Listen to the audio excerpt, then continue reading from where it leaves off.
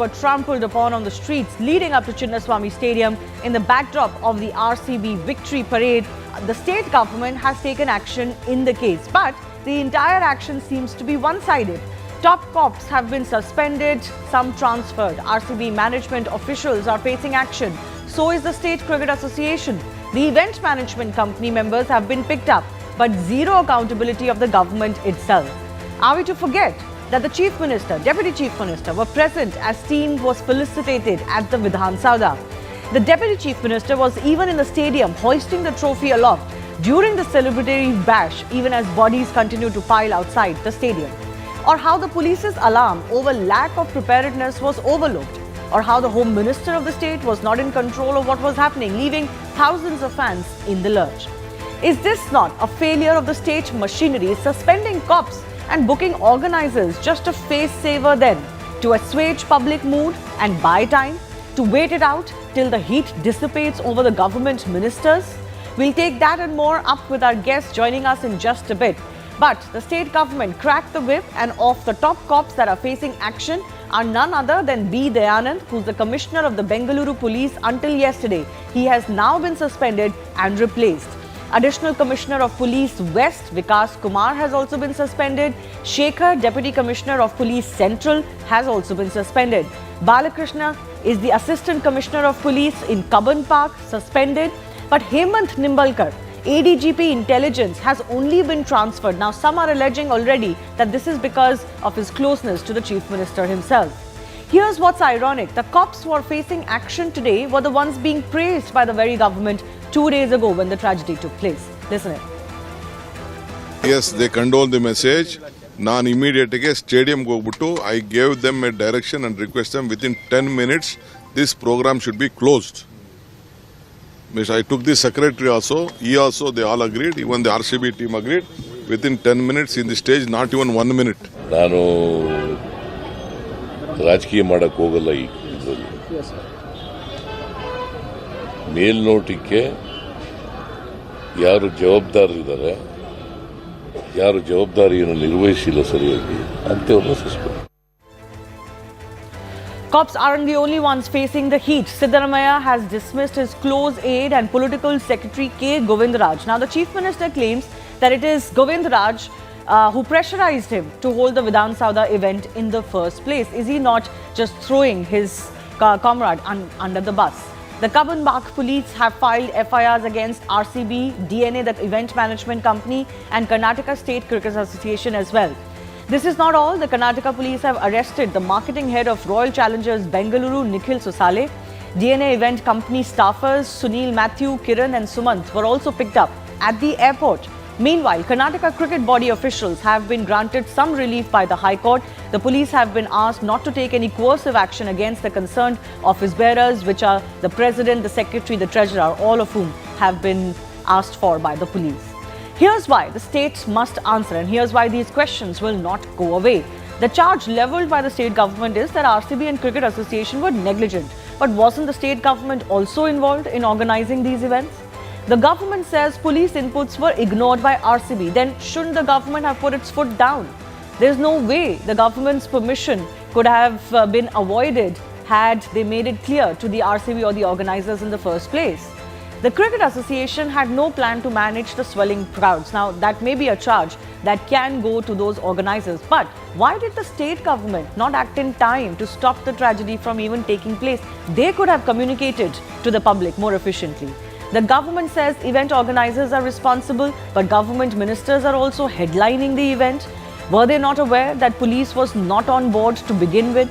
In fact, the entire irony of this case is that even as the state cracks the whip on the police officials, most importantly, they are the ones who are the actual people who were objecting to any victory parades or such events. So why is there no political accountability is the big question.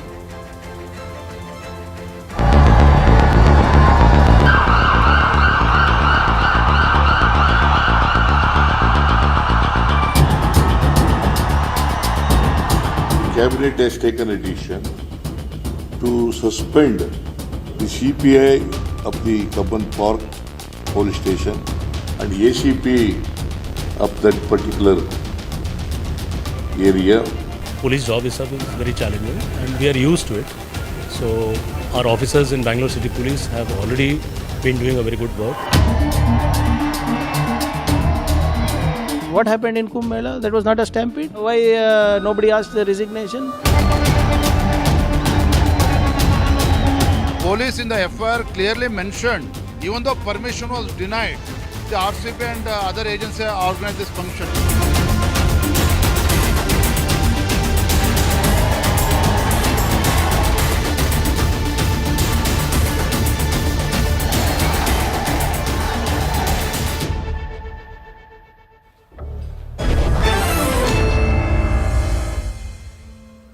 Let's go across to our guest joining us. Ashok Gowda is from Karnataka BJP. Raghu Doderi is spokesperson of Karnataka Congress. Revati Ashok is CEO and managing trustee of BPAC and a prominent Bengalurian.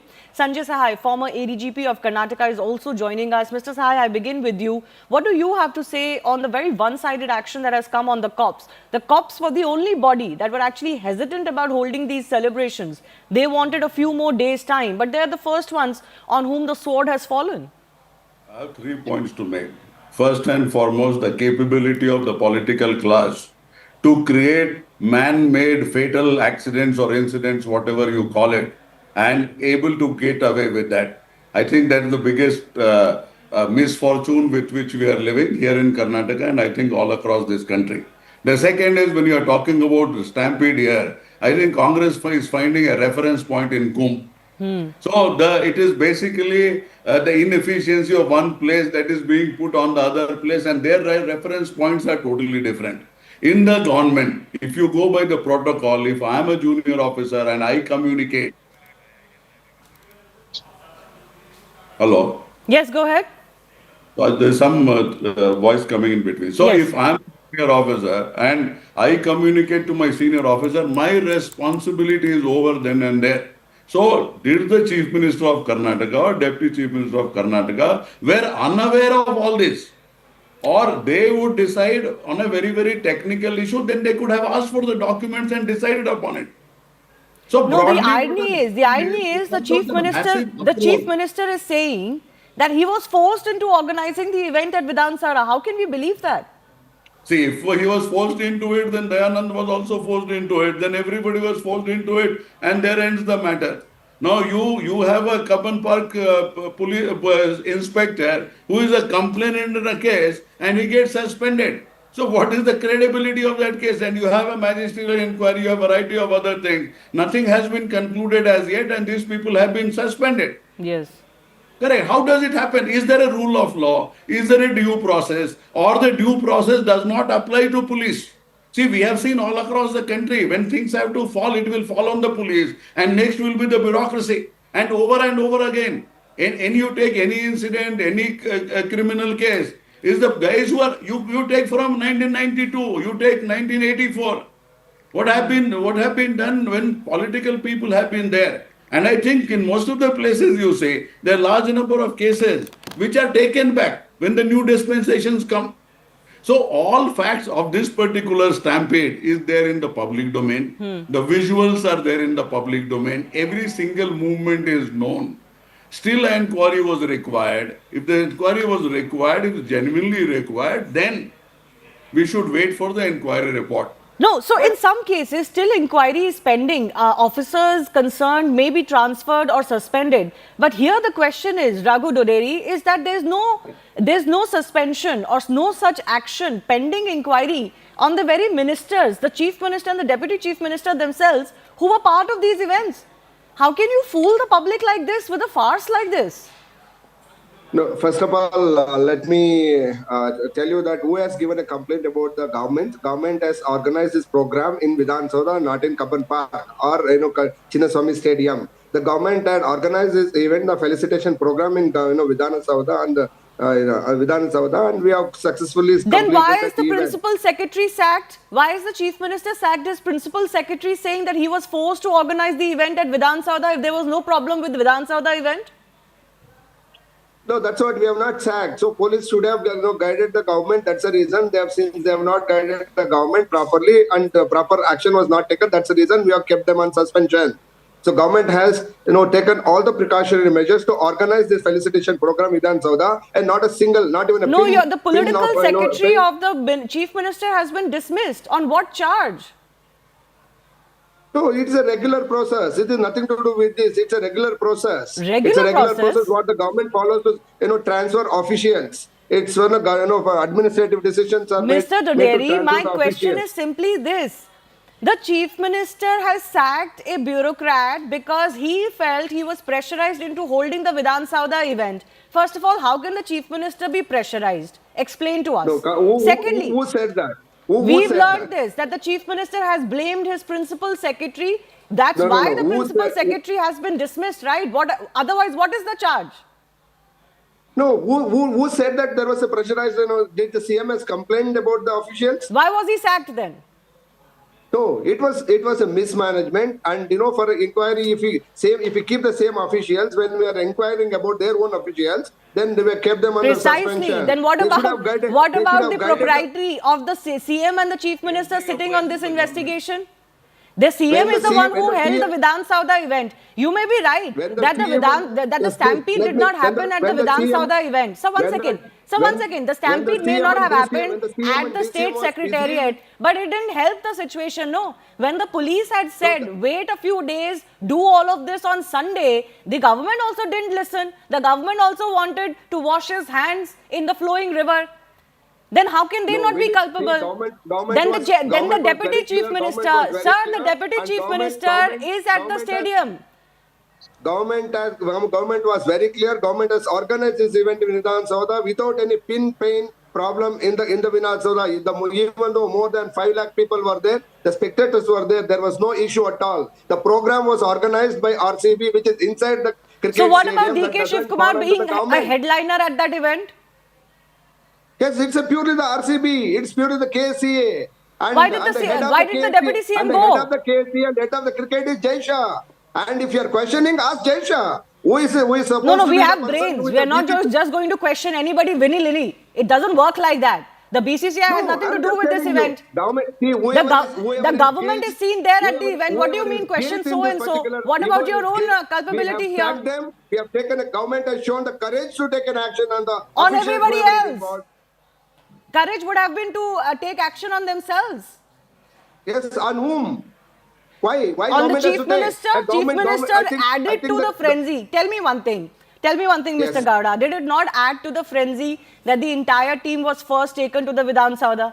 Did it not add to the woes of the police? The police had already communicated that we can't handle this event on such short notice. On top of that, dignitaries of the government, Deputy Chief Minister himself is going to the stadium and becoming part of the event, which they are today saying was illegal.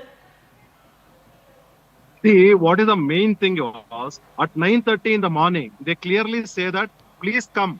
We are celebrating the victory parade of RCB. Victory parade, please remember this. After that, CM tweets at 10:15, says all are invited. But at 12:30 also, the clarity of the people who will be entering inside the stadium was not there. Meaning to say that they wanted everybody to enter where the seating capacity is only 34,600 people. In spite of that, by 1:15, they say entry inside the stadium will be only by the pass. How can you issue the pass within 2 hours or 3 hours? And who will be getting the pass? There was no guidelines at all. Who made a mistake? Who should have set the guidelines? It is a responsibility of first the chief minister, we tweeted. It is a responsibility of the in-charge minister who was supposed to set a SOPs, that is Home Minister, or the district in-charge minister, that is in DK Shiv Kumar. And DK Shiv Kumar goes to the airport to receive them. DK Shiv Kumar goes in every places to receive them, and he wanted to celebrate, wrong? thinking that What's wrong in receiving it is them? going to give him a political mileage. But apparently, even Siddaramaiah also knew some kind of issue will happen, and once the issue happens, the blame can be put on DK Shiv Kumar. But now,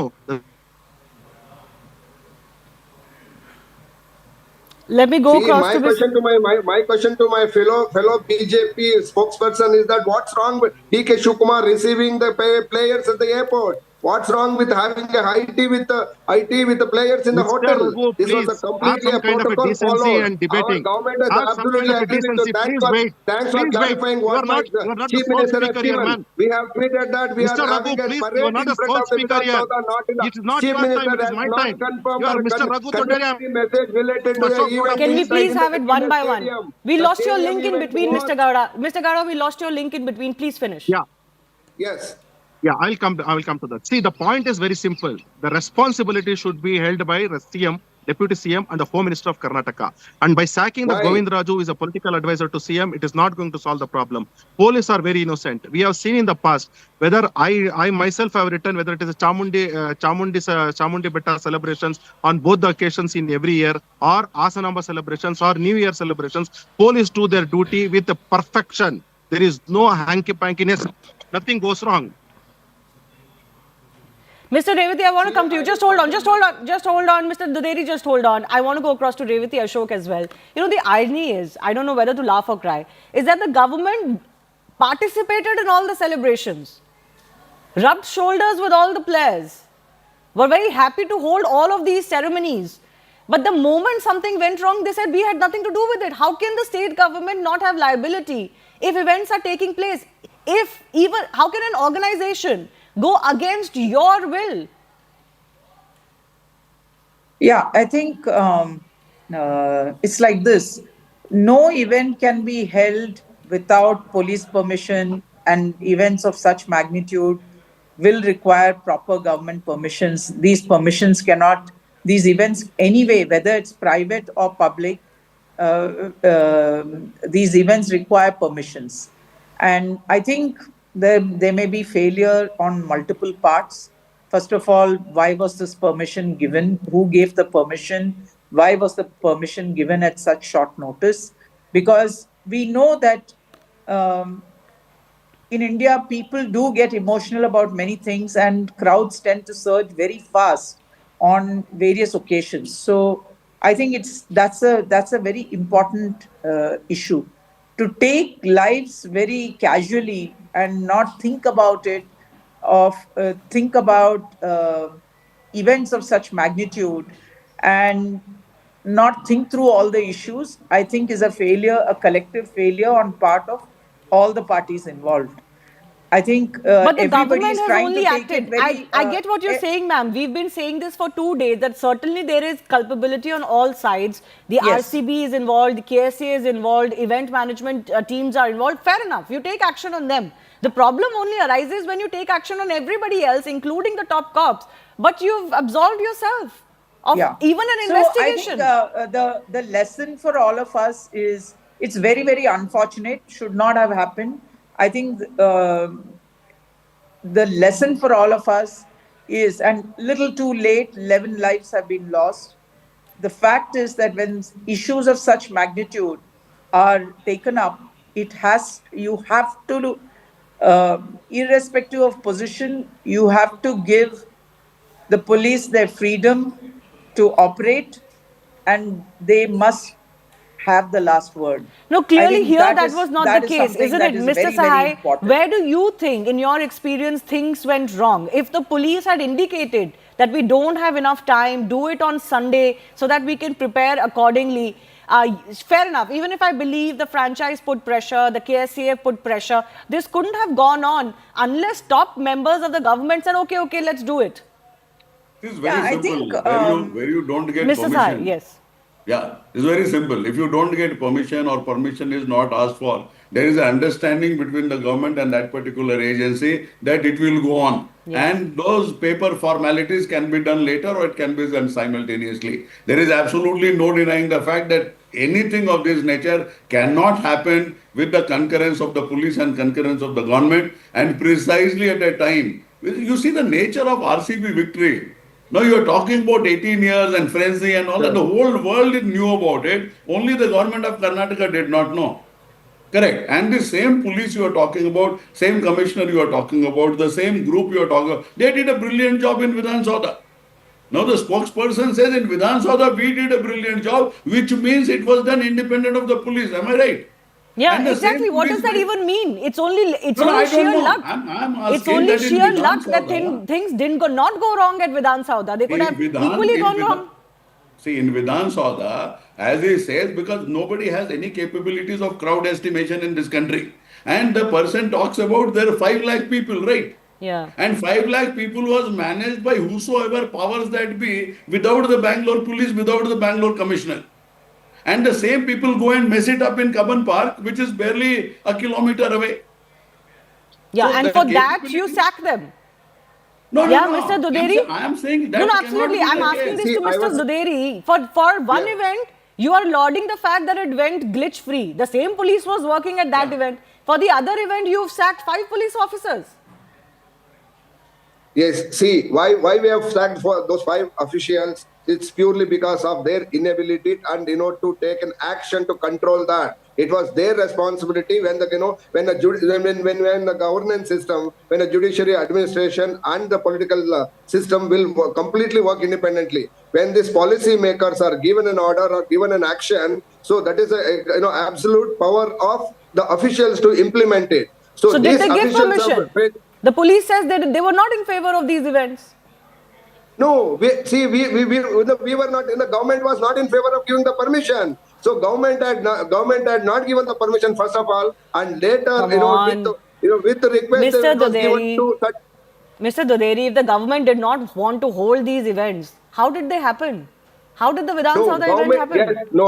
Let me clarify. Government had an intention to organize and requested the people to join in the parade in front of the Vidhan Sauda. But the mishap happened in the stadium. That is absolutely a private event. The private event, whoever is guilty, we have already arrested. And But the taken police them did to- not give permission for that, right? That's the My question is clarification that I my want from BJP you. fellow was asking me, The Congress okay, government, BJP if it has fellow was asking me for a resignation of a CM. Mr. Dodri, Why Mr. Yogi Dodri, Adityanath if the was not Congress given the government is resignation saying- in Mahakum, why Atras case, UPCM was not given. Similarly, Bihar, hundreds of other cases happened. Why there was no question? Why there was no question from the media to resignation? One second. Those events are entirely different. They're actually not comparable for this. One, they were not planned at short notice. There was all police permissions in place for those events. Police bandobast and requirements were all kept. But yes, even then, there were crowds and it all went out of hand. This is not the same case. This is not the same case, Mr. Dodri, as the police saying that let's not do this. But the government and private organizers going ahead with this. I'm only asking you a simple question. No. Mr. Dodri, I'm only asking you a simple question. Permission to the RCB event. Government had given a permission to organize within the premises. So who gave them the permission? Mr. Dodri, who gave RCB or KSA the permission? Is there any written permission? That is what we have arrested. That is what we have arrested. Those officials who were without taking the permission, they have hosted the event. That's what. No, but the police is saying we said no. Had shown the courage to arrest these big shots. The RCB vice chairman has been arrested. DNA vice president has been arrested. So I think all these big has been arrested. That is the courage of the government, and that's the only power of the big government. faces of the government are going scot-free. The ones who organized one of the 2 events, the ones who was also present in the second event. Mr. Garod, I mean, No, this who cannot said? Who fly was if there? you are DK accepting. Shukar- I'm Mr. sorry, DK Mr. Shukar, Deputy our Chief DCM, Minister, Mr. honorable DK DCM Shivkumar was comes there and to- says we are he sorry for went this. to the We should stadium have to not crowd done it. control. And yet If he there had is no not done it, political it would have become accountability. much more There is not severe. even an DK Shukar investigation had to gone find the out stadium to who control the pressurized crowd the and police. control the There's situation. not even an Don't even- investigation to find out whether there was some truck between the private organization and the government, because clearly Deputy Chief Minister was there very happily joining that private event. He should have washed his hands off it. If there was no permission, the government had no idea. Clearly the government knew. The government was in cahoots, Mr. Gaura. Government. They are passing the buck. They are questioning what happened during the Kumbh Mela and other things. They are not understanding that the seriousness, what the mistakes have been done by the Siddaramaiah, DK Kumar and the Home Minister of Karnataka. Instead of understanding that the mistake has been done and corrective measures should have been taken and holding the responsibility, political responsibility. Imagine a train meets with accident, Lal Bahadur Shastri as a railway minister resigns. Imagine a bus meets an accident, Neelam Sanjeev Reddy as a chief minister of Andhra Pradesh resigns. This kind of a mindset has been completely washed away among the congressmen and largely by the politicians in the country. But now the point is very simple. DK Shivakumar should answer to the people of Karnataka what was the hastiness in making this event to be organized on the same Why this evening hypocrisy? where the Why people you are coming to personalize it, and Bangalore why and personal without any attack on kind of DK a preparation. Shivakumar? Where Because police he are was not there at prepared. the event. Police are not prepared. What is the Police are personal not prepared. vendetta on And even DK Govind Shivakumar, Raju. Mr. Hey, Gowda? hey, Raghu Dodare, please understand. Wait. See, more than anything No, my else, question is why police, this see, personal this was attack just on DK Shivakumar? Why are you trying to personalize this? DK Shivakumar, DK Shivakumar visited the stadium only to crowd control and control the situation. If he had not gone as a district in charge minister, the situation would have become much more worse. DK Shivakumar has gone to control that, and it came to the control. And don't have please don't question DK Shivakumar can I get because Shivani he 30 has seconds? not Yes, go ahead, done Mr. Gowda. See, the point is very, very simple. There are different departments, different heads of Ravana working, and that same heads do not coordinate among the one leader, and there is some kind of a problem. Here also the same kind of a problem has happened. There is a police department, there is a several other department, traffic department, and several other departments. There is no coordination. Who should have coordinated? The deputy chief minister, the district in charge minister, or a home minister should have coordinated. And because the coordination has not happened, and this kind of a mistake has happened, now the person who did not take up his responsibility, either the home minister or the district in charge minister, they should be the ones who should be sacked. Not Govind Raju or the police should be suspended. Papa, police do their duty in the regular way. And Dayanand has a honest track record in his entire career. He has done 31 years of service in Karnataka. Okay, and one we all second. know Can I about just it. come in? He's Mr. Daderi, I would request you, please not speak over the other guests. Please, you've got enough time. Sir, I request you, otherwise I'll have to mute your fader. Please don't speak over other people. no action by this BJP government. Sir, I request you, please, just hold on, don't speak over others, you've got sufficient time. I want to go across to Revati Ashok one more time. This is a justifiable question that DK Shivakumar, I'm being told he was there to crowd manage. That is very, hard to believe now because he was on the stage. There were VVIP people on the stage behind the team. Let's not pretend what was going on. He's hoisting the trophy with the team. He's participating not just as somebody who has to manage the event, but very much as a headliner of the event. So let's not pretend that he was there to manage this event. He was there as part of the celebrations. So once he is part of those celebrations, under his nose this went on, under the nose of the Home Minister this went on. Shouldn't there be some accountability on the part of at least these two ministers? Revati Ashok? Yeah, I think it begs the question, why would the chief minister go to a private function to manage the crowd of a function? Yeah. I mean, that sounds to me like logic which may not stand water. Having said that, as I said, there are several points. Any system is made for multiple checkpoints where failure can be trapped. Unfortunately, all checkpoints have failed. Yes. The first thing, the start point is RCB asking for permission. When they ask for permission, typically you are supposed to provide, what is the crowd which is expected, what are the details, how is the event getting organized, etc. The police department is supposed to review all of that, provide appropriate support, police support, But they to weren't manage given the time event. here. Apart from that, yeah, time is a definitely a most relevant issue. The other question is, could there have been roads could have been cordoned off, knowing that cricket is such an important matter for the citizens of the country, not just Bangalore alone, citizens of the country. Just like we have, runs, typically runs when we have around that same Exactly, area. but that all The, boils down to the entire, fact that there has to entire be enough area time. around the cricket The stadium. police is also not superhuman, right? They the cannot make these entire- arrangements in 12 hours. And the basic issue here is this. Can Ma'am, if the I can government just complete- establish that the police If I said, can the government establish that the police gave a go-ahead? Because the police suggest that they were not in favor. I just want to make a point. So we do in that. I'm very familiar with that area.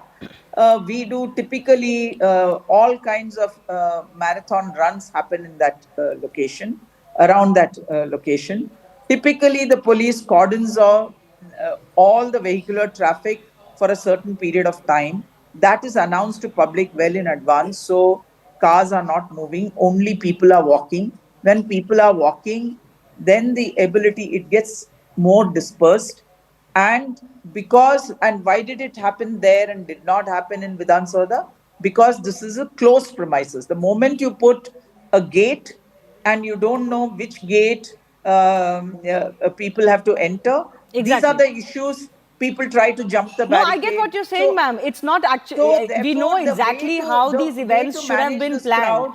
The fact that they weren't planned is the issue. The police is very well aware of how to manage these crowds. They've done this in the past, they know this, but they weren't given the time to organize the event. But can the government prove that the police gave the go-ahead? If they gave the go-ahead, under whose pressure did they give the go-ahead? Because the police is suggesting to us that they weren't in favor of this event. Yes, Mr. Gowda, I have 30 seconds only.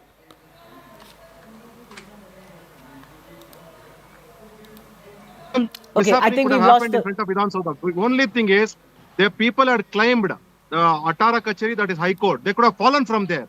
The point is, because of the mismanagement or the luck of the people, nothing happened. But otherwise, the mismanagement was there in front of Vidhan Sabha as well as in Chinnaswamy Stadium. Okay. The government should take the responsibility immediately. DK Shivakumar should be sacked, and even Home Minister should be changed. Only then the Karnataka, we have seen in the past, 50 women have been killed in Karnataka. 50 women. Okay, I have to leave it at that. I have to leave it at that. Certainly, these two ministers have some accountability that hasn't been fixed just yet. Moving on, there are no permanent friends or enemies in politics, and once strong partnerships tend to crumble. But no bromance has seen such an epic fallout as US President Donald Trump and SpaceX's Elon Musk. What began as a cordial farewell quickly escalated into an explosive war of words. From trading barbs to the midnight drama at Capitol Hill last night, here's how the entire drama began in the first place. So it began when the Trump administration brought in what Trump called the Big Beautiful Bill, a budget reconciliation bill. Musk believes the bill will increase the US deficit to $2.5 trillion. The bill narrowly passed the House of Representatives. Musk has called it disgusting abomination. The bill that includes tax cuts is believed to increase national debt, now facing a challenge in the Senate. Musk says the bill will undermine all the savings that the department that he was heading, DOGE, made. And that, of course, is not making him very happy. But Trump has his own view about why Musk is miffed. He thinks it's the EV mandate cut that has upset his former ally, the one he no longer wants to talk to. Listen. Like Elon, and it's always very surprised. You saw the words he had for me, the words of, and he hasn't said anything about me that's bad. I'd rather have him criticize me than the bill, because the bill is incredible. It's the biggest cut in the history of our country. We've never cut. It's about 1.6 trillion in cuts. It's the biggest tax cut. You would say, people's taxes will go way down, but it's the biggest tax cut in history. It's we are doing things in that bill that are unbelievable. And Elon knew this from the beginning. He knew it for a long time ago. That's been in there. That's been, I would say, JD, that hasn't changed. That's been right from the beginning. You know, Elon's upset because we took the EV mandate, and which was a lot of money for electric vehicles. I'm very disappointed because Elon knew the inner workings of this bill better than almost anybody sitting here, better than you people. He knew everything about it. He had no problem with it. All of a sudden he had a problem.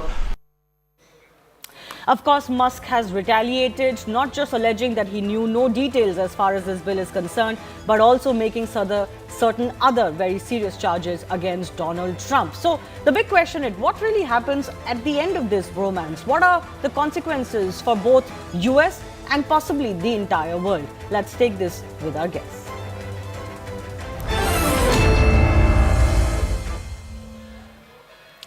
Professor Brahmachaleni, Strategic Affairs expert, is joining us. Professor, in your view, this was bound to happen. In fact, Sushant Sareen, Senior Fellow, ORF, is also with us. Professor Chaleni, first to you. Some had predicted it. This was bound to happen. Two large egos. But what do you make of the fact that Elon Musk is not backing down against arguably the most powerful man on the planet? In fact, he has even leveled charges of impropriety of a personal nature against him, accusing him of being part of the Epstein files. Well, this blow-up of the partnership is become the focal point in the news in the US because this was a partnership that helped both sides. It helped President Trump. It also helped Elon Musk. Elon Musk became a very powerful person in Washington, D.C. And now this meltdown means risks for both sides. Both sides are going have a lot to lose. And I think that Musk is now signaling a readiness to de-escalate. But one wonders whether after the insults that the two sides have traded and the allegations that Musk has now made against Trump, whether the two really can make up. But the fact is that whatever happens to this relationship, it'll affect not only American politics, but also American foreign policy. Especially American politics, because given the fact that Trump had invested $275 million in helping elect Trump last year, and he had promised to give $100 million more to groups controlled by the president's team before next year's midterm elections. And obviously those $100 million will not go if this breakup becomes permanent. Yeah, no, I'll come to the impact that it could have to India as well. But Sushant Sareen, I want to quickly get in you for your opening comments as well. Who do you think has more to lose? Because of course, Donald Trump is US president. He can issue a diktat and change a policy overnight, even what Musk gets or doesn't get from the US government. But Donald Trump's tenure has a limit, not so much on Elon Musk's powers. So who do you think has more to lose in this spat? Look, it's difficult to say who has more to lose. Trump is where he is. I don't think there's any question of his getting trumped or impeached. Musk has a lot more to lose because a lot of his businesses depend on US contracts. And of course, Musk's businesses haven't exactly been showing up a stellar performance over the last year or so. The stock prices have gone down, the sales, for example, of Tesla cars have gone down. So there is some problems coming up as far as Elon Musk is concerned. Now, he is a brilliant guy. There's no doubt about it. He's a brilliant manager. He's extremely successful. All of that aside, when a man with great power and a man with great money meet, generally it's the guy with the power who generally comes out on top. And the guy with the money can lose that money. With the power bit is there, for now. But having said that, look, I think it's very important to also understand that one, Trump can be extremely vindictive. He's shown that in the past. That's been his track record. He doesn't show any of those social graces which are normal. So even after Biden was diagnosed with cancer, look at the kind of attitude which Trump had.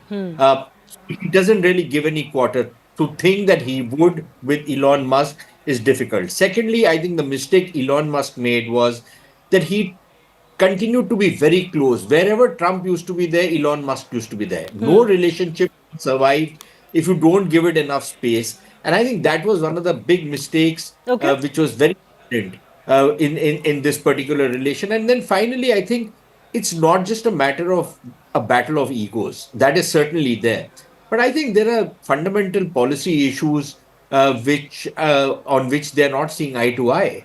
And they're not willing to give space to each other. Yes, very headstrong, both individuals, and that is why it combusts in the manner that it combusts. Because disagreements and disapproval of each other's policies or way of going forward happens, but not in the way that it has happened in this case. But Professor Brahmachaleni, what's interesting is that we are discussing what Donald Trump said about this ceasefire being negotiated by him between India and Pakistan. And of course, Indian government being in all its polite ways has said, none of this happened.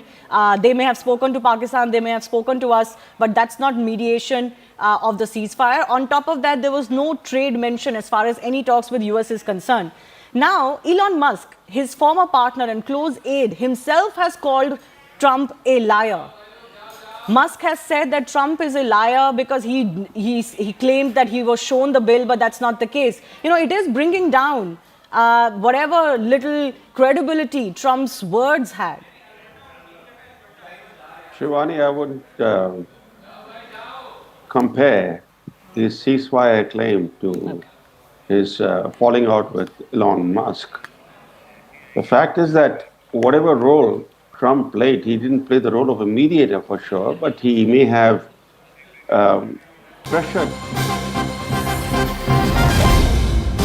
Cutting across to some breaking updates coming in, Prime Minister Narendra Modi has now tweeted, and I quote, "Glad to receive a call from Prime Minister Mark Carney of Canada, congratulated him on his recent election victory and thanked him for the invitation to G7 summit later this month. As vibrant democracies bound by deep people-to-people ties, India and Canada will work together with renewed vigor, guided by mutual respect and shared interests. Look forward to our meeting at the summit." So the Prime Minister has now confirmed that he will be going for the G7 summit. Initially, it was announced that he will not be participating. There had been no invite, but that invite has now come in from the host nation Prime Minister, the Canadian Prime Minister himself. Now, interesting also because Indian-Canadian relationships have suffered over the last couple of years, but it seems that both leaderships are now wanting to move forward. My colleague Siddharth is also joining us with more on this. How significant is this invite, and is this a belated invite? Well, Shivani, this is very, very significant. In fact, there has been a lot of criticism also, Shivani, in last 1 week, especially by the opposition parties here in India. In fact, today also there was a press conference done by the Congress party saying that that Indian diplomacy has completely failed as they cannot get an invite for a G7 summit taking place in Canada. Having said that, Shivani, now we're getting to know. In fact, Prime Minister Modi has made this post on social media platform X, and he says that glad to receive a call from Prime Minister Mark Carney of Canada, congratulated him on his recent election victory and thanked him for the invitation to the G7 summit. Now he also says, and in fact he confirms that look forward to our meeting at the summit. So it's a very big perhaps development that has taken place, Shivani, given the strained ties between India and Canada, the diplomatic standoff which was started by Justin Trudeau. After that, the investigation launched by Canada in Hardeep Singh Nijjar's killing. Yes. This was going on from last 1 year. Now, since there is a change in Prime Minister in Canada, there were a lot of hopes because Mark Carney's focus is economy. Now, for that, he needs country like India, and he wants to strengthen ties with India. In fact, in the run-up to the elections, also he said that he has no issues doing trade with India. And now he has invited Prime Minister Modi. In fact, Prime Minister Modi has also confirmed that he will be going to Canada to attend the summit. That's the big confirmation coming in. Let me take a quick word from both Professor Brahmachalini and Sushant Sareen as well. Sir, I have limited time, but your first thoughts on the fact that this invite has now come and the Prime Minister has accepted that invite. What do you look forward to as far as Indo-Canadian relationships are concerned? You're asking me or Yes, Sushant? yes. Professor Brahmachalini, you go first. Well, I think Prime Minister Modi does invest a lot in personal meetings, in personal summitry.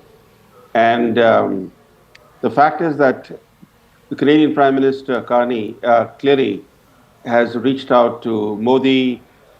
This indicates that Canada, under the new government, is willing to mend relations with India.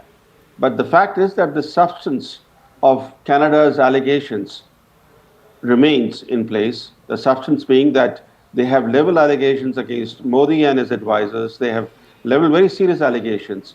And the question that really will be asked is that given the kind of allegations Canada has made against the Modi government, accepting an invitation to participate in the G7 summit as an invitee doesn't play a role in the decision making. An invitee only attends informal meetings on the sidelines and has the occasion to hold bilaterals with other G7 leaders. So given the limited role that an invitee can play, and given the fact that Canada still sticks to its allegations against India, the question that will be asked is whether personal summitry of this kind, even though it's going to be an informal personal summitry or attendance in a G7 summit, whether that can substantially change the contours of the Indo-Canadian relationship And we should not forget that the high commissions of the two countries, the Canadian High Commission in New Delhi and the Indian High Commission in New Delhi, are functioning at bare minimum strength. They are. No, so it couldn't get any worse. It can only go up from here. So, Shams, is that the view that one can take? It had kind of plummeted to its absolute nadir. Yeah, so look, here is the thing. I think both sides have been giving signals to each other that they are ready to move on from where they were. And I would imagine that the fact that India has started buying some stuff from Canada, the Canadian Prime Minister now invites India for this particular summit meeting, shows that that process of both sides trying to reset their relationship is starting to move forward. Now, there are serious issues, between the two countries. The Niger case is just one, but I think both sides can move on from there. But what is also important from India's point of view is that, the Canadians need to just implement their own laws against some of these thugs who are operating on Canadian soil. Okay. We are not asking them to put them in jail or put them in some concentration camp or throw them in the Pacific Ocean. All that we are saying is that why don't you please implement your own laws? So, Shivani, allow me 10 seconds. If supposing somebody was to stand in Canada and say, kill Carney politics, would that be acceptable? Don't we know what they're trying to do? Yes. This is what these Khalistani scumbags are trying to do. So to say that, okay, no, this is fine because they're actually saying kill Modi politics. That's not what they're saying. It's very clear. They're saying kill Modi politics. Okay, now, anybody who's read Ashwathama or Mahabharata knows that Ashwathama is dead. You remember that particular episode of Mahabharata? It's what these Khalistani scumbags are trying to do. And very clearly, I think what we now need to do is that we need to sensitize the Canadians of where we are coming from and what we expect out of them. And of course, there will be other issues between the two countries, but at least they are showing some willingness to move forward. They're not acting in the puerile manner in which Mr. Carney's predecessor was acting. Okay. And I think there is a certain amount of maturity that both sides are showing in trying to put the relationship back on track. And to that extent, it needs to be welcome. Whether it works or not is another matter. Absolutely. I run out of time. I do thank all of our guests and, of course, Siddhant for joining us. This is also coming, in the backdrop of Operation Sindoor that India had launched against Pakistan. And in a way, Prime Minister's presence at the G7 summit could also help in taking that message that India has been trying to give to the world in a deeper way. But speaking of that Operation Sindoor, as the dust continues to settle, we are still in the middle of that operation, but even as dust continues to settle, who exactly has come out on tops when it comes to the narrative or the propaganda war? Is India still facing more questions than its enemy Pakistan? I delved into that and more in this week's edition of Plain Speak podcast. Here's a snippet. Catch the podcast on CNN News 18's YouTube channel on Saturday at 9:30 a.m. Which is that, is India losing the narrative war or the propaganda war when it comes to this conflict? Much larger country, more sophisticated country, a more prosperous country, and yet we seem to be on the back foot. There's a sporting term, always chasing the eighth ball. Is that the correct term for India? You are right in that. Sorry to say, we performed extremely well militarily. We subjugated, we devastated, we dominated. Everything you can think of, we did that. Decimated. I like that term. Yeah. So, what we have achieved in modern warfare, nobody else has done that so far. In a contested airspace, we ruled our air defense was very solid. There could not perform. We went with impunity. We destroyed whatever, decimated whichever air bases we wanted. We took out terror. So actually this is a very one-sided win. Pakistan could There shouldn't have been any questions about it actually. But imagine that our information warfare, strategic communication is so weak, right? That till now, you read any of the international, so there are many reasons for that, we'll come to that. But at the face of it, we've not been able to send out our story out ahead, that why we attacked, and we attacked so successfully, and Pakistan should be actually apologizing now and asking us to stop, which it did finally. But Pakistan took a leap on this, and they have been mastering this art from last many decades. and they control the narrative. And narrative is a very much abused word nowadays. Everything is narrative, whereas everything is not narrative, right? But in this case it is. So what they have done is they've controlled the narrative internationally, locally. So the fact is that from many years, since the time, let's say our Kashmir terrorism peaked in 90s, right? 90s it started. Before that, there was a lot of friendship between US and Pakistan, bureaucracy and military, because of how they were supporting them against Russians in Afghanistan. That is like you and I are both military officers, and we are fighting against Russians. A certain kind of bond forms, which does not come in the... When we view Pakistan and America, we don't get down to these basics to understand why they are so close. We always keep saying, "Arey Pakistan bihari hai, America paisa de raha hai." You don't see that kyun paise de raha hai. Why they cannot see Osama was hiding there? Why they cannot see that all terror organizations are there? Why they cannot see Pahalgam, Pulwama, Mumbai attacks, anything? It's because the connection is at a very basic level. It's you and I, friends who were young captains. Today we are generals. You and I have just become bureaucrats. Today we are under secretaries or joint secretaries. So the whole functioning of bureaucracy and military has a very strong bond. Secondly, so are you suggesting that the US knowledge helps them in running this propaganda war successfully against India, or US helps them? No, US enables that. US has successfully enabled US's control over media narrative globally helps Pakistan. Yes, exactly. So that friendship translates into propagating the Pakistani version more. Yes, exactly. And the thing is, because Pakistan bureaucracy or their diplomats or generals are very deeply entrenched in all these capital like London and DC and all that, they have made solid inroads into education system, bureaucracy, and they have learned this art from CIA. Their ISI was trained by CIA. CIA very early learned the importance of propaganda, and since 40s, 50s they have got into movies and Hollywood and media and all that, right? ISI learned it the same way. They also realized the value of propaganda. That is why till date every Pakistani thinks in their books that they won the 65 and 71 war. They are not taught the real history. What that translated to ISI running ahead of us. We did not do that. But is this the only reason? I mean, in 2025, should we be losing because of what CIA passed down to ISI?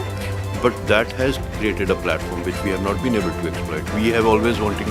So the thing is, I inherently feel, although we are land of Chanakya and in warfare we should be acting very smart, but we have that good boy syndrome with us. We will not do this. This is not ethical. This is too low for us. This is moral behavior. We somehow, our army is still not out of that. The British were one of the most ruthless and conniving military ever was. They did not shy away for anything.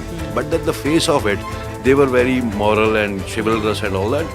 We picked up that morality and chivalrous. But not the cunning. Yeah, we forgot to pick up the cunning.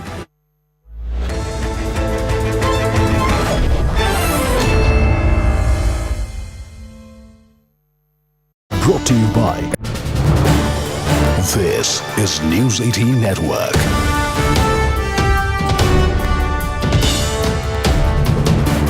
India's largest news network. The Bengaluru police has now arrested 4 people in the Bengaluru Stampede case. 2 people are from the RCB management and 2 others are from DNA. They have been arrested so far. The Stampede, remember, has triggered massive political and administrative fallout. At yesterday's cabinet meeting, we are learning that Chief Minister Siddaramaiah announced major actions. This is a one-member judicial commission that has now been formed. Meanwhile, we're also learning that senior police officials have been suspended, including the Cubbon Park Police Inspector, the Area ACP and the Central DCP, also Additional Commissioner of Police and even the Bengaluru City Police Commissioner. 1996 batch IPS officer Seemanth Kumar Singh is now the new commissioner. While cops face suspension, ministers who turned the tragedy into a photo op session remain untouched, and that is the big question that we are asking here. The cabinet has taken a decision to suspend the CPI of the Cubbon Park police station and ACP of that particular area. DCP of Central Divisional Commission. Deputy Commissioner of Police, Assistant Commissioner of Police and CPI, and Additional Commissioner of Police, and who is in charge of the stadium. Yes, they condole the message. ನಾನು ಇಮಿಡಿಯೇಟ್ಗೆ ಸ್ಟೇಡಿಯಂಗೆ ಹೋಗ್ಬಿಟ್ಟು I gave them a direction and request them within 10 minutes this programme should be closed. Means I took the secretary also, he also, they all agreed, even the RCB team agreed. Within 10 minutes in the stage, not even 1 minute. 5 minutes they closed the program and they went around that. We sent a lot of police people around them also. We didn't want any incident to happen also. They just closed. And we requested Kohli also to just go. You saw the everything. They, for a courtesy sake, to show that they have handed over this gift to Karnataka. That is what. They just, within one minute, they just gave a cup to me. I said, okay, fine, and we just closed it. What we have seen in Bengaluru Stampede is nothing short of a state-sponsored man-made disaster for which the CM and Deputy CM are directly responsible. They are A1 and A2, but instead of taking the accountability, we see that there is an attempt to shift the blame constantly by them. Within 24 hours now, to fix the responsibility on somebody, action has been taken on series of officers. Did the police give the clearance for the program in Vidhan Sabha? Who gave the clearance? And who took the decision to continue the celebration even when deaths were occurring? So this is yet another attempt to save their own skin and to find scapegoat. Sir, you've inspected the spots where this unfortunate tragedy took place prima facie. What are the aspects you would be looking into, sir? Yeah, I visited all the gates where people are suffered so much. I take a situation of the ground reality of the stadium. I have to analyze all the CCTV footages and events in going on yesterday gone there. After that, I will issue notice to some institutions and persons. I issue public notice to public to give their evidence. I will collect evidence on 13th of this month. Also, likelihood of RCB, KCA and others being given notice? I will issue notice to KCA, RCB, Police Department and Police Commissionerate and some other departments also, Metro BMRC department, BMRC and other departments also. I will visit Vidhan Sabha. I will. Joining us right now, the new Commissioner of Bengaluru City Police, Mr. Seemanth Kumar Singh. Sir, you're taking up this job at a very crucial and challenging time. See, I like to clarify that police job is very challenging and we are used to it. So our officers in Bangalore City Police have already been doing a very good work, and as part of that, I'll try to carry on the good works which is done, and with the support of you all and